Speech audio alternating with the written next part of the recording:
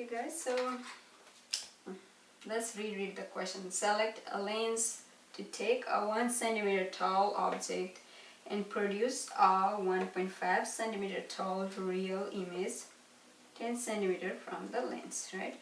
So the key thing here is it's forming a real image, okay? And then we are to find which type of lens do we need. So let's look at the information we are given here. A 1 centimeter tall object, so let's write the height of the object is h equal to 1 centimeter, okay? And it produces an image of 1.5 centimeter tall, so h dash is 1.5 centimeter tall. We don't know, whether the image is inverted or anything like that yet. So it forms a real image, we do know that, 10 centimeter from the lens, which is the image distance, okay? So that one, let's call that as s dash equal to 10 centimeter. So we are supposed to find a select a lens, right? What does this really mean? So select a lens meaning it is asking diverging or converging. That also means we also need to know what is the focal length here. So really, what is the focal length here? Now, we have the information about the image distance, but to find the focal length, we also need to know the object distance, okay? So we don't have that information, but however, we are given the object height and image height, so we can find the magnification and then relate that magnification value with the ratio of the object distance and image distance, and then compute the image object distance, okay? So let's do that. So from magnification,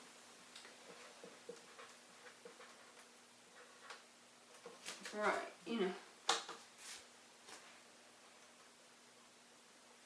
let's say magnification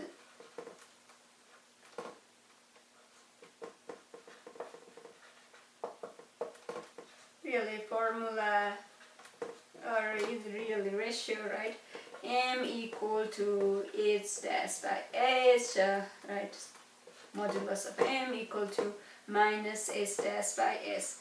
We do need to have this negative sign, right? So that is there for now, because this value we are given to us and this is a positive value here, okay? So let's see, that will tell us something in a minute.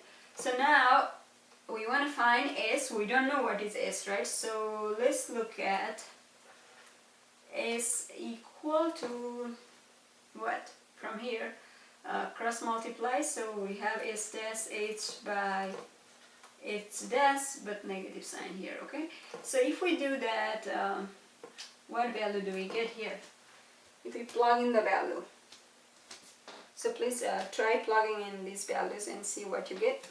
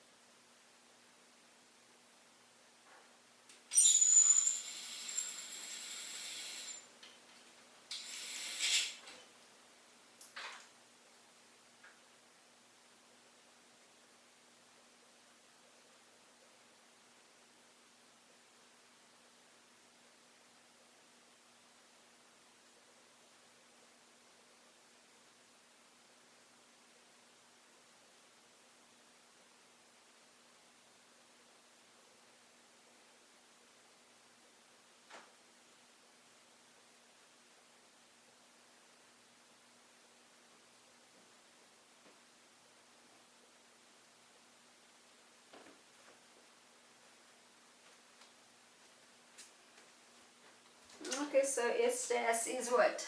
10 centimeter. H is 1 centimeter divided by s dash, which is 1.5, and then don't forget the, oh, sorry, forget the negative, I mean to say, not don't. don't use the negative sign here. Okay, so this is the equation, and negative sign tells us what? The image is inverted, okay, when we have a negative sign. So we cannot have a negative sign here. Why? Because we are calculating the object distance, and object distance by convention is always positive, okay. So no negative sign there. So yes, so erase that negative sign and then see what you get after plugging that in on your calculator. So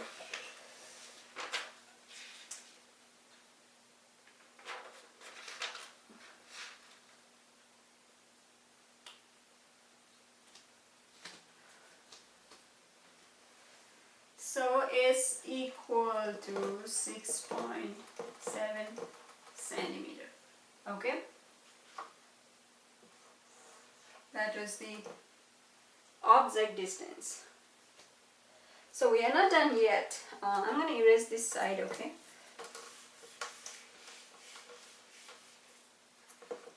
So now we need to find, the focal length, right? So let's look at the focal length. So using thin length equation,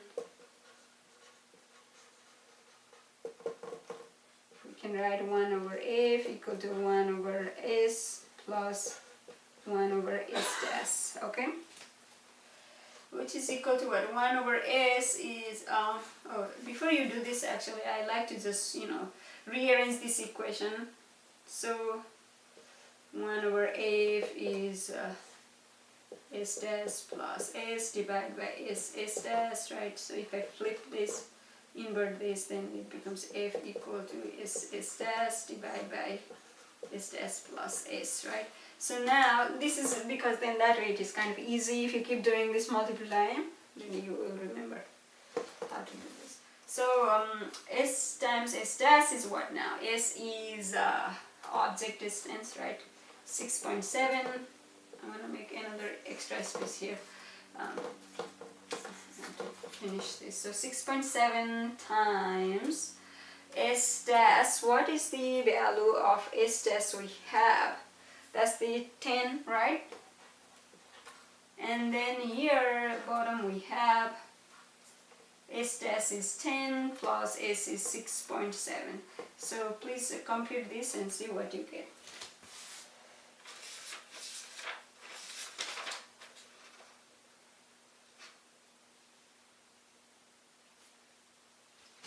So 4.01 centimeters. So it's really equal to like 4 centimeter, right?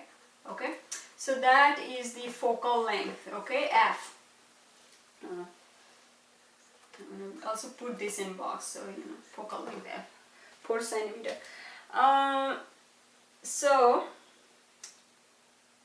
So what kind of lens do we need is we would need f, right?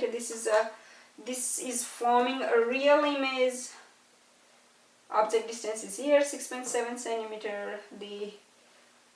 And the magnification, what is the value of magnification? Did you calculate magnification? Oh, we don't need to calculate, right? We have, this is also, image is magnified, right?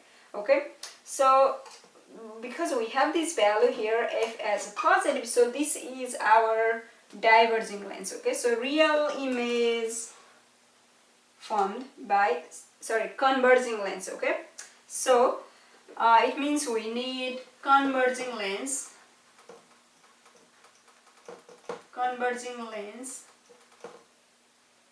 because we have a positive focal length, okay? So that is it for this problem. So take a moment to reflect on this.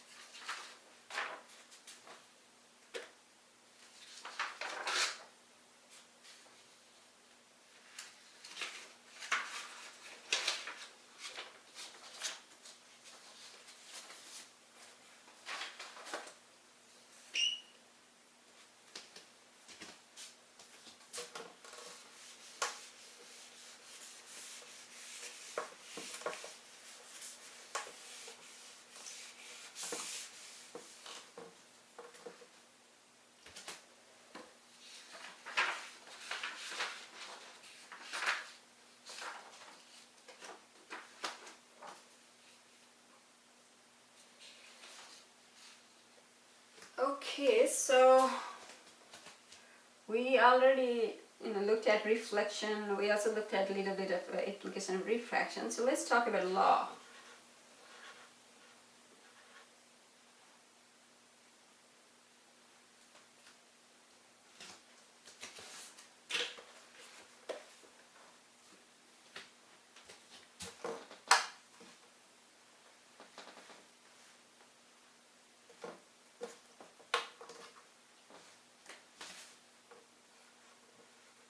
Law of reflection. Okay. So law of reflection says when, let's say we have this, we talked about this also last time, so I'm just reviewing it here. Let's say we have this opaque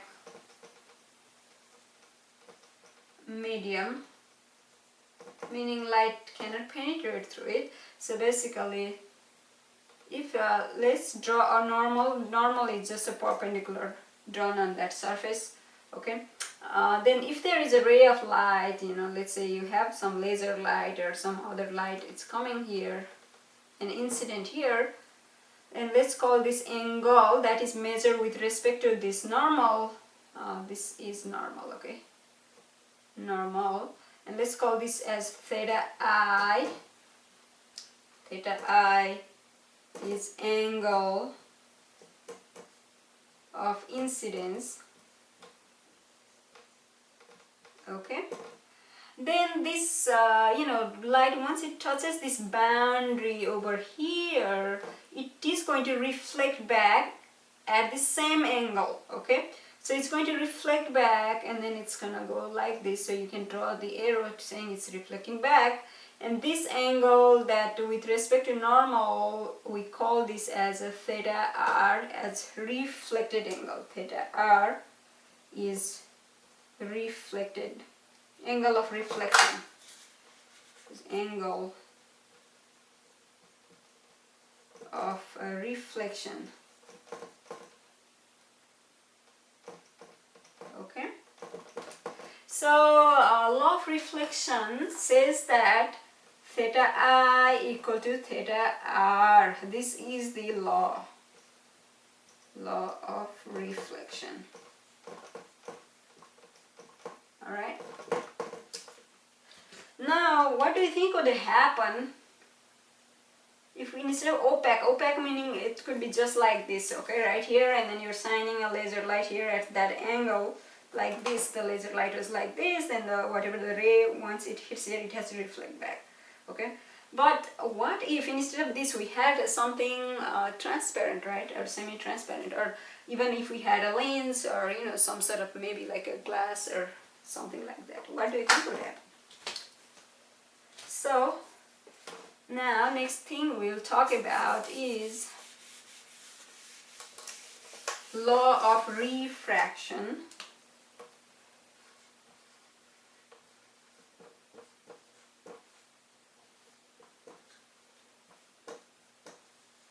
Refraction, okay. So see this again word, R-E-F-R, this word here, not L, okay. So refraction, let me check my video. Okay. So refraction meaning light, bending of a light when it goes from one medium to another transparent medium, where the light bends and it also changes its direction, okay. That is referred as a refraction of light. So let's look at the law of refraction. What does the law of refraction says? So let's make a medium here. So I'm going to draw a normal here, perpendicular, okay, perpendicular drawn. Let's say this is something glass or something, okay. It has to be transparent or semi-transparent, so the light can actually pass through it, okay, not completely opaque. And let's say this, if this is just air or something else, we don't know. Let's call Ni as a refractive index from where the light is incident, okay. So let's say Ni refractive index of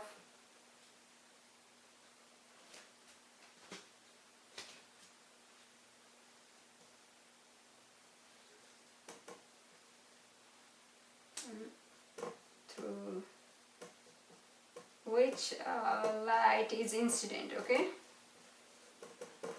Incident.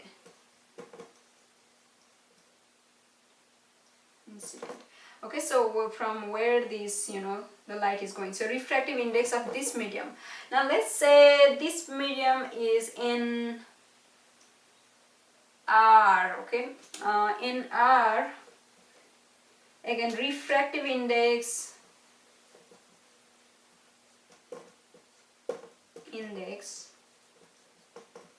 of medium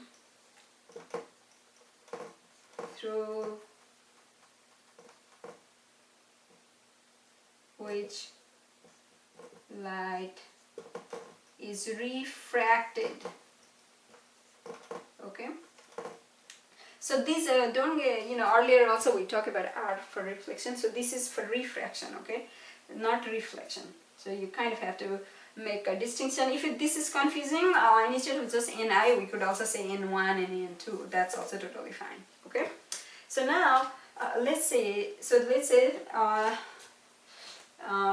if there is a light beam that is incident and it reaches this boundary, okay, or interface of this medium, right, interface between this medium and the other transparent medium, once it reaches here, what happens is some of the lights is going to reflect back, right? Some are, but some of the lights are going to go in. If this medium is transparent, then this reflection won't happen, right? Basically what happens is, if this medium is transparent here, then this light is going to go here and then kind of change its direction. So it won't go in a straight line, because once it touches the boundary, something different happens. So it's kind of going to go like this, or it may even go that way, okay? So that depends upon the value of this refractive index. So let's call this angle as theta I. This as a theta, I'm going to write this down here. Theta R, okay? So this angle here, guys, theta R. This is a angle of refraction, okay, not reflection. So if word refraction and reflection is confusing, you can simply use, theta I equal to theta 1, theta R equal to theta 2, okay, if this R is confusing, okay. So here in this case, the refraction is happening because light is entering into the medium, and then it's bending, it's changing its direction once it enters to the medium. Now what happens is, the law of refraction says, when the light enters from the medium with the lower refractive index to the medium with the higher refractive index, then the light will bend towards the normal. It bends towards the normal, meaning low refractive index, let's say vacuum. This would be glass, which has a higher refractive index than this, air. If the light is to, we are to shine a light here at the boundary, it is going to, get to the boundary, and after that it's going to refract, and it's going to bend towards the normal. It's going to get closer to the normal. And one way to visualize this is like this. This side is kind of it's also called a rare medium, okay, rare medium. This is called a denser medium, more density, right, more dense medium. So if the light goes from rare medium to denser medium, the light is going to go bend in towards the normal, because the denser is dense medium, right? Medium is dense, so the ray is going to bend towards the normal, okay? So that's one of the thing, and it also says, the law of reflection says, angle of, the incident ray, refracted ray, and normal, they lie in the same plane here, okay? And there is the special one, another third law of refraction says that Ni sine of theta I equal to Nr sine of theta R. This is called Snell's law.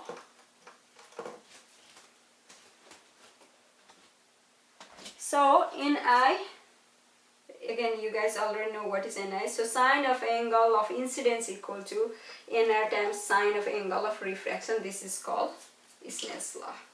Okay. In the next video, we'll talk about the total internal reflection. And it's good to keep, we'll talk about critical angle and then we'll talk about total internal reflection. Okay.